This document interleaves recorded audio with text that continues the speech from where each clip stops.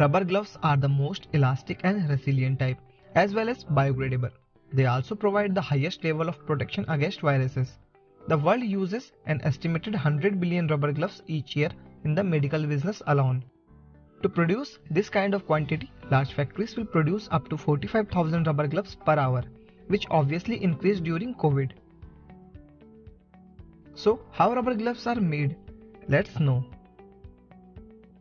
The process of making rubber gloves is divided into 3 steps. The first step is getting latex or rubber from trees. Growing mostly in South and Eastern Asian countries, farmers will extract the latex sap from trees by tapping them, similar in process to how maple trees are tapped for their syrup.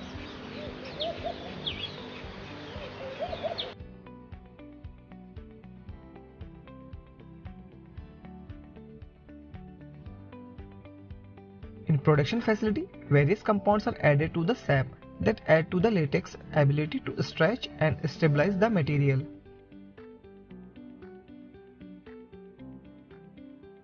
It is at this time the liquid pigment dispersion can be added to color the latex to any color or shade.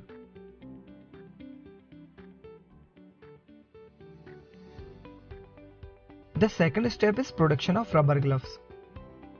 Whichever material rubber gloves are made of, they are manufactured in the same basic way.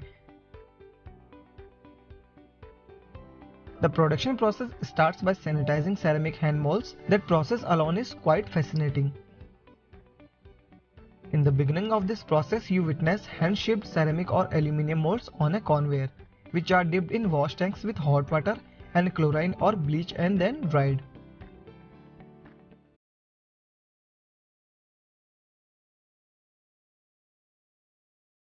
This dipping gets rid of any potential residue from previous batch of gloves. Once the molds are clean, they must be coated to make the rubber stick.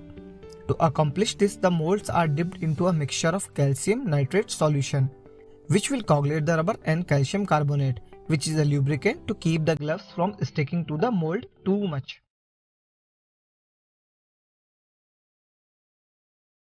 A second drying occurs and then the glove forms dip into the tanks of either latex, nitrile or polyvinyl chloride.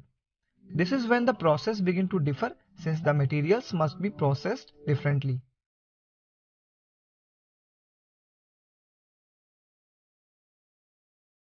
Now that the preparation is complete, the formers are dipped into the latex bath, and varying the time the formers are submerged to control the thickness of the glove.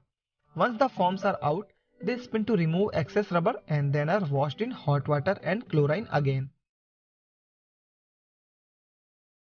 This process removes excess latex and chemicals to the lower severity of any allergic reactions.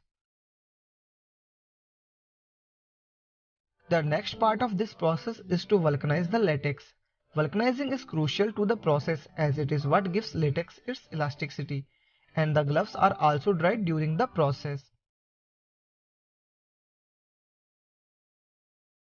After drying, the gloves are rinsed with water to remove excess latex, which also give the latex a softer texture.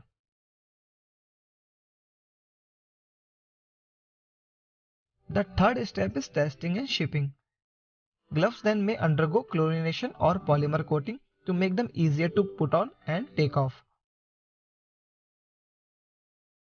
If the gloves are meant to be powdered, they are dipped in a corn stress slurry and then dried once more. For powder-free gloves, they are chlorinated and then coated with polymer that makes the glove smooth. Finally, either air pressure or manpower is used to remove the gloves from the formers and then prepared for quality checks and packaging. So that's how rubber gloves are made. Still, if you have any questions, you can ask us in the comment section.